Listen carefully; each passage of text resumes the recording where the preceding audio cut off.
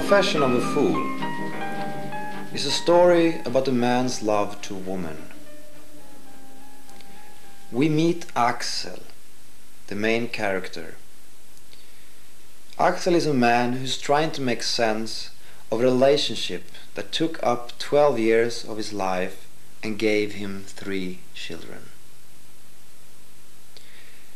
He is emotionally haunted by the past, and stranded on an island, he decides to systematically investigate what had happened to him during that 12-year period. He needs to discover what went wrong and why. He is haunted by jealousy, humiliation, the gossip among their friends. He's simply on the edge, and he needs to clear his mind to find the truth in this relationship. So he decides to go back to the time when it all started. He was then living in Stockholm. It's the end of the last century. He's a very ambitious young man, 26 years old, when introduced to a young woman, Maria, who is married to a baron. Axel starts to socialize with the couple, and after several formal dinners, the relationship turns into a close friendship between the 3. Ja, ni är förlovad med fröken X, I'm sagt. Nej, visst inte här, baron. Nej, där brände jag mina kol förgäves. Jaha, det tror jag. Ja, ni menar att hon är upptagen på annat håll? Ja. Men det var väl synd. Hon är ju en riktig liten pärla, den unga damen. Hon har blivit lite förtjust. One particular evening in June, Axel is invited to dinner at the baron's house. And there, in the garden, stands Maria, surrounded by flowers, all dressed in white. It's on this occasion that Axel really sees her for the first time. En pikéklänning med spetsar, som omgiven av ett skimmer. Ett mästerverk. He comes to a point where he is completely distracted by Maria's physical appearance. One day, when walking together in a park, making small talk, he feels her arm touching his, the roundness of her hips. Vad han är förälskad i gode Gustav.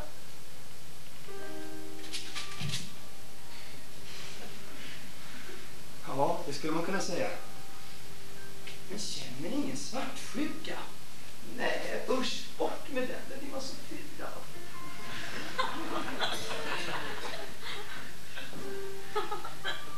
Men vad säger ert hjärta om den unga damen?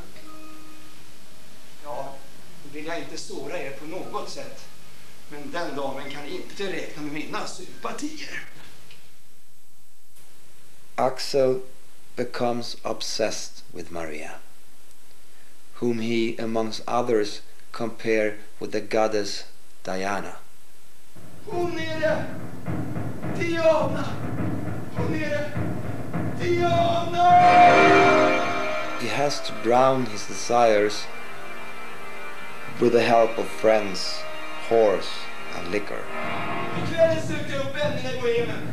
Jag steg in på klubben och hälsade, så tar vi ett infernaliskt vrål. Jag svepte en alterskap på stående fot, utströdde klubbens paroll. Förbannelse! Att supa dricka, ha sin flicka, i anatomiska termer hyllas kvinnan. Soon the situation becomes very difficult. So he decides to escape to Paris before he falls apart and reveals his love for Maria, his friend's wife. But the decision is not an easy one. And on the boat to Paris, he's in such emotional confusion that he finds himself asking the captain to drop him off on an island just outside Stockholm. Once there, he finds the situation so impossible to overcome that he decides to kill himself by contracting pneumonia. Plötsligt kunde svart rökning upp om udden. Ångbåten kom fram som ett vittne till förnedring. Jag rusade in i skogen som en vettskrämd häst.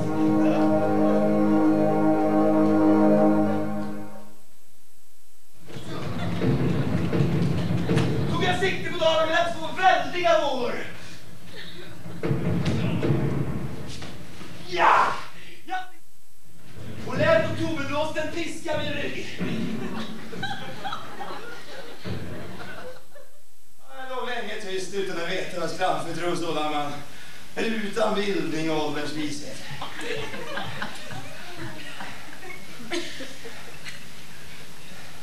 Han har bett mig komma hit. Ja. Jag förmodar att det är något som tynger er. Ja.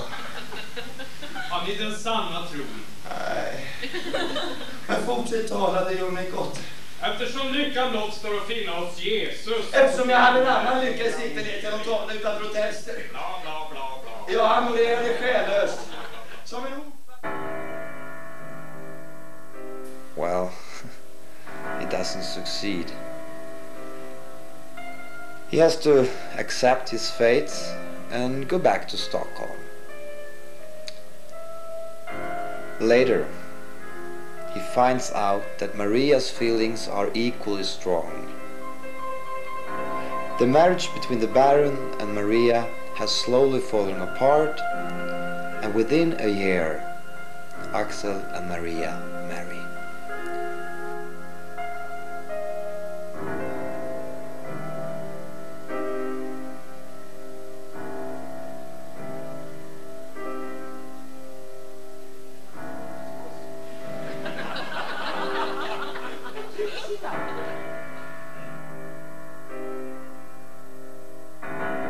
A common problem in relationships is that when you love somebody, gradually you want to possess that person.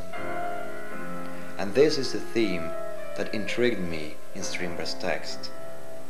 To love and to be able to set one's lover free. Axel fails in this, like most of us do. He ends up looking like a fool. This theme is so easily identifiable to the audience that Axel becomes comical. The director and I chose to stage the second act in a different way than the first. I interact more with the audience. Once I even use one of them as an assistant. Jag har min bevismaterial, det är repliken här som ni bara behöver läsa. Det är ganska repliker. Om ni följer med på knä så kommer ni ställa in lite bättre. Jo, det är... Jo, för... Det kan låta den här vandra runt så här. Lappar någonstans. The second act is all about the different stages in Axel and Maria's marriage. He goes from happiness to obsessive jealousy, love, hate, so on. This leads him closer and closer to madness. I do remain true to the original text. I don't choose to portray Axel as a madman. That choice is left to the audience.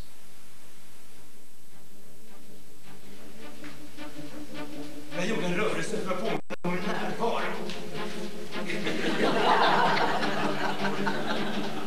Maria sänkte blicken till pojkens